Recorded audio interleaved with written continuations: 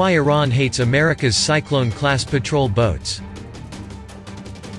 These ships help patrol the waters in the Persian Gulf. As a result, they keep an eye on Iran and would be among the first in a fight. If the United States and Iran go to war in the Persian Gulf, the U.S. Navy's smallest warships could be the first to see combat. The Navy's 13 Cyclone-Class patrol boats, also known as PCs, for Patrol, Coastal, each displays just 330 tons of water. An Arleigh Burke-class destroyer, by contrast, displaces more than 9,000 tons of water. A standard crew aboard a Cyclone includes just 28 officers and sailors. 10 Cyclones, operating from a base in Bahrain, comprise America's naval vanguard in the Persian Gulf. They are the only U.S. warships that permanently operate off the Iranian coast. Other, larger vessels periodically deploy to the region. The Cyclones are not widely known. Even the Navy in the past has failed to appreciate the 180-foot-long vessels, despite the extreme danger they could encounter during wartime. Congress in 2015 struck the Cyclones from the official tally of around 280 battle force ships that the Navy expects to play a major role in a large-scale conflict. Each packing two 25mm cannons plus machine guns, grenade launchers and two quadruple mounts for short-range Griffin anti-ship missiles, the Cyclones arguably are the most heavily armed American warships relative to their size.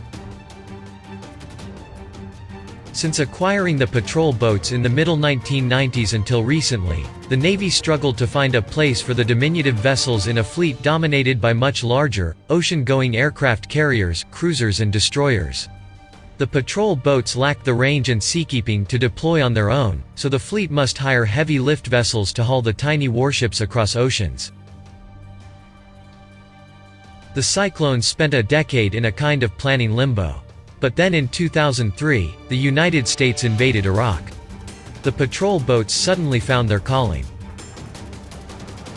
The waters of the Persian Gulf around Iraq's Sol oil terminal, where tanker ships hook up to load the precious crude, are too shallow for destroyers and cruisers. So to protect the strategic oil facility, the Navy deployed Cyclones. The tiny but hard-hitting boats proved adept at shallow water patrols. After the reborn Iraqi Navy took over oil terminal protection in the middle 2000s, the Cyclones shifted to more general missions in the waters separating Iraq and Iran. They are fulfilling long-standing and validated naval missions, functions and tasks, protecting U.S. national interests while providing stabilizing assurance to our allies and partners in a volatile region of the world, the Navy said of the Cyclones. To better prepare the patrol boats for combat in crowded, chaotic waters, in 2013 the Navy began improving the vessels, adding the Griffin missiles to greatly boost the boat's firepower. The Cyclones perhaps could outfight many of the gun and rocket-armed boats and corvettes that make up the bulk of the Iranian Navy and the naval militia of the Iranian Revolutionary Guard Corps. But any patrol boat lacking serious air defense systems is vulnerable to shore and air-launched heavy anti-ship missiles.